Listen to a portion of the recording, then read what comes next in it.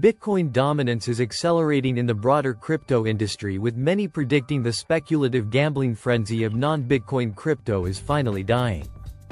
Have we seen the last altcoin season? Today we dive into the extremely one-sided battle of Bitcoin versus crypto and look into why Bitcoin is leaving every other project in the dust. Plus, we reveal the shocking truth of the rampant fraud and grimy lobbying techniques of Ripple Labs and their crypto project that is perhaps the most sinister of all. XRP Bitcoin has slowly been decoupling from the broader crypto industry over the last several years, but this decoupling has more recently accelerated, and that's caused many traders to begin to wonder if there will even be a quote-unquote altcoin season this cycle. At all, the slow bleed of other crypto projects priced in Bitcoin has been well documented over the years, but many crypto traders saw this as normal market dynamics, as historically Bitcoin runs first and then cools and then alt season takes off. So many traders historically have tried to time the beginning of alt season by moving of Bitcoin and into a basket of crypto altcoins to try to capture the upside before cycling profits back into Bitcoin. In theory, this sounds genius. You capture outsized gains in crypto pumps and then end up with more Bitcoin in the end, but in reality this is rarely how it works out. Most traders will spend countless hours trading in and out of crypto projects, eyes peeled to charts, trying to stay on top of the latest trends and attempting to time the market, when 99.9999% of the time they would have been better off just chilling and stacking Bitcoin. This reality is really starting to become clear, as this cycle might be the first one since the original 2017 ICO boom, where Bitcoin dominates the entire cycle and there is no alt season. There has never been a more clear delineation between Bitcoin and all other crypto coins. Serious investors with huge capital and now even nation-states understand that Bitcoin is a legitimate asset without an issuer, and everything else is either gambling meme coins or deceptive marketing. Swan CEO Corey Clipson was on the Bitcoin Infinity podcast talking about this. In the broader gambling culture, Bitcoin has been separated from crypto in the minds of the market, the media, and most investors that actually have money. They see Bitcoin as like saving and investing, and then crypto is gambling. And so in just paying attention to the media landscape, I've had enough bandwidth the last couple of years after startup mode to start paying attention to basketball again, which is awesome, but all of the advertisement is either crypto or sports gambling. It's only those two things. And interestingly, I now have a whole different view of sports media, because I work in Bitcoin and observe this other thing called crypto and how they do things, and now I realize that almost all of sports is fueled by gambling, almost exclusively. All the media content is not about what's this interesting in-depth interview about this athlete as a person. No, it's like the injury report so that somebody can change their fantasy football lineup. It's all kind of just an aggressive tax on people that are gambling to try to get 10x or 100x ahead on what they're gambling, instead of putting a little bit away and saving for the long term. And that's what really is at play. It's basically saving versus gambling, is Bitcoin versus crypto and sports gambling in Vegas, and all of these things that go back millennia. This is not new. We saw people playing dice in Rome.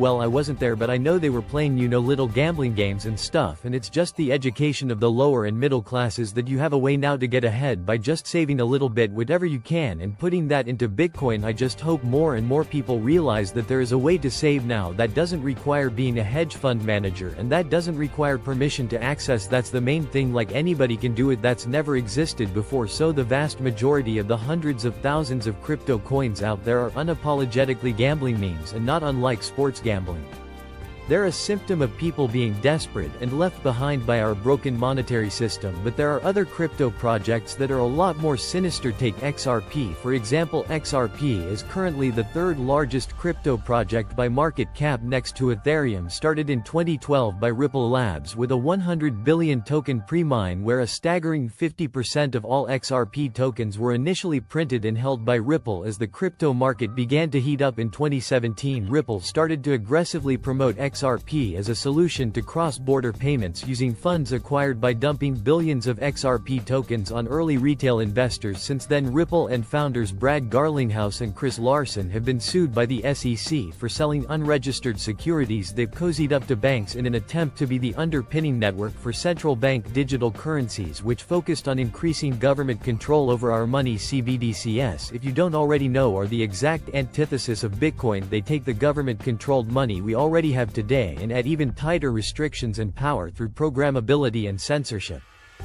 Ripple's war against Bitcoin became blatantly clear in 2022 when Chris Larsen, Ripple's co-founder, funded Greenpeace with $5 million to launch an anti-Bitcoin campaign named Change the Code Not the Climate.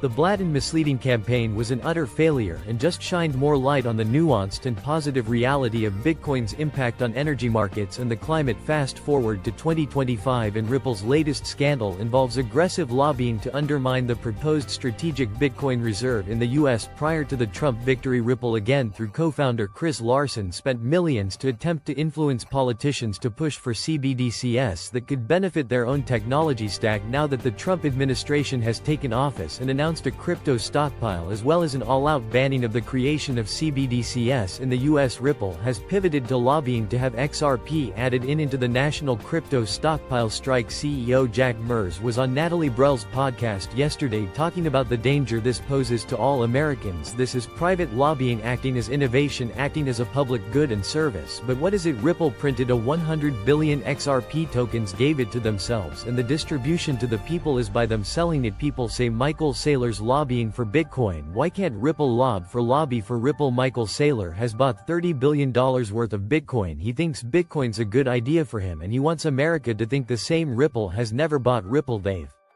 only sold it. If XRP is so good, why don't you buy any? Why do you keep selling it? So this is a private corporation that's created money out of thin air, that biases themselves, that wants to burden the American public to promote their self-interest. It's the same as 1933, it's the same as 1971, it's the same as 2008, hidden as a public good that's riding the tail of Bitcoin. And this is our opportunity through technological innovation. Bitcoin's a public utility for us, and there's corporate lobbying that's trying to take that away and prioritize their interest. The simple fact that Ripple can print their own XRP and controls the underlying protocol is the fundamental reason why XRP has little to no chance of ever being part of a national crypto stockpile. Jack then went on to explain why Bitcoin is the only one that makes any sense for any nation-state to hold strategically. Bitcoin's the only monetary unit in the history of our species that is literally fixed, finite. You cannot make more of it. If we wanted to find more gold, we can. If Apple wanted to make 8 billion iPhones for everyone in the world, they can. With more demand comes more supply. And so the really difficult thing as humans is how can we engineer something that is fixed, finite? You can't make any more, and if we're able to do so, the main use case for it is making it money, because we all want to contribute value to those around us and make sure that no one can take it from us. And so when I see something like Ripple, this is a company that prints it at will and that allocates it to themselves. Everyone that owns Bitcoin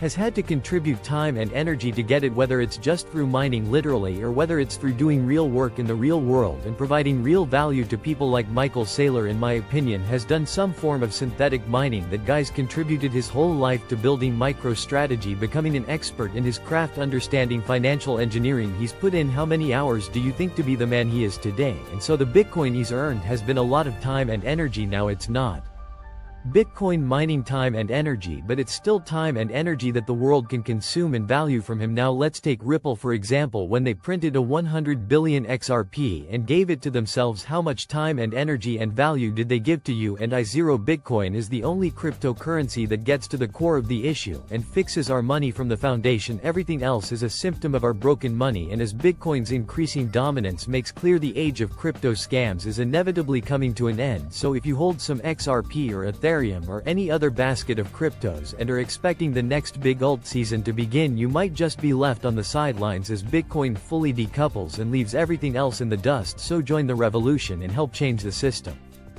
Subscribe to learn more and show, and for helping make Bitcoin the world's most decentralized and secure monetary network. That's it for today. Let me know what you think in the comments below. Like this video, share it with your crypto friends, and subscribe to the channel for more high signal Bitcoin content. Thanks for watching, and remember, TikTok next blog.